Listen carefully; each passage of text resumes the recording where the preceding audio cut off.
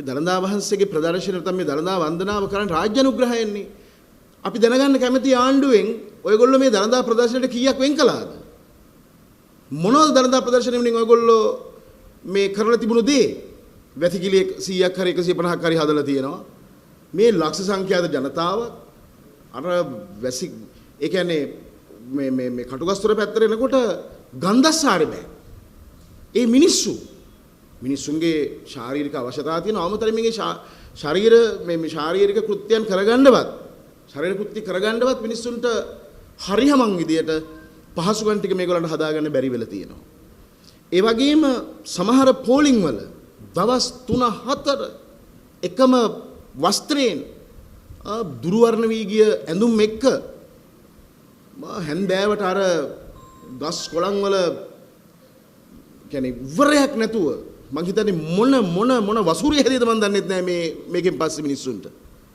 ඒ තරමට අපිරිසිදු කරලා තියෙනවා. අවම තරමින් ආණ්ඩුව දැනගන්න ඕන මං හිතන්නේ මේ ජනාධිපතිතුමා එක්ක නොමගයවලා තියෙනවා කවුරු හරි. මේ කයිවාරු ගැහුවට වැඩ බෑ කියන එක ඔප්පු කරමින් ඉන්නවා මේගොල්ලෝ.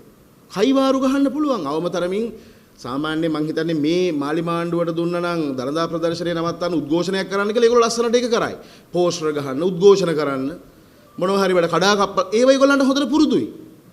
මොකෝ කවදාකවත් මේ ශ්‍රද්ධාවෙන් පින්කමක් කරලා තියෙනවද? මේ මිනිස්සුගේ ශ්‍රද්ධාවත් එක්ක මේ සෙල්ලම් කරන්නේ.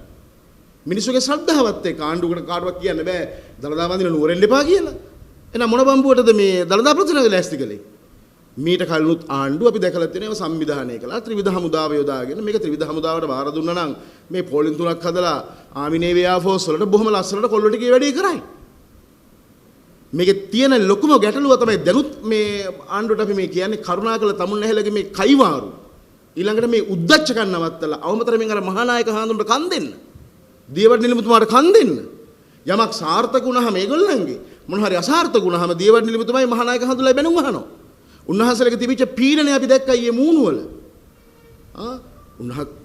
උභය මහා විහාරයේ මහානායක මාහිමියන් වහන්සේලා යටතේ පාලනය වෙන පන්සල් කී දහයක් තියෙනවද මේ රටේ? රජමහා විහාර කොච්චර ප්‍රමාණයක් තියෙනවද? ඒ වගේ නායක මට්ටම් වල හාමුදුරුවෝ ස්වාමීන් කොච්චර නම් එනවද දළදා හාමුදුරුවෝ වන්දින. ඉතින් මේ මහානායකහලට තමයි ඇවිල්ලා කියන්නේ. උන්වහන්සේලාට දෙපැත්තට වාහන දෙකක් දීලා තියෙනවා. මහානායකහලට මේ ගිහිල්ලා මේ වන්දනා කරන්න ඉඩ හදන්න කියලා උන්වහන්සේලාගේ එහෙම මේ නොකර ඉන්න කිසිම මේ අවශ්‍යතාවයක් නැහැ. ඒක කළ යුතුයි.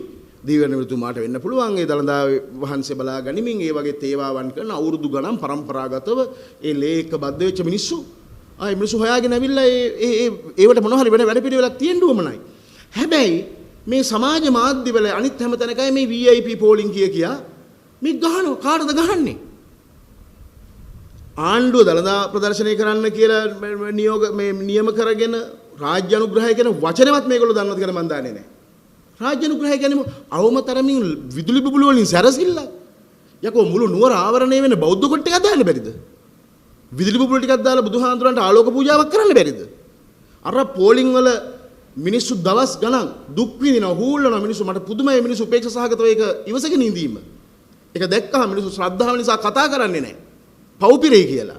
මිනිස්සු දත් මිටි කකා ඉන්න හොඳට අම්මා තාත්තට නම් අමතන ඔය සංවිධානය කරපු අයගේ. අපි වගකීම් යුද්ධ මහානායකයන්ලා හපම උතේ අපි කියන්නේ වහන්නේ නැහනේ. අපි කියනේව කිසි දෙයක් අහන්නේ නැහැ. එහෙම කොහොමද ආණ්ඩුවට අයිතියක් නෙවෙයි දළදාව ඒක මේ රටේ බෞද්ධයන්ට අයිති.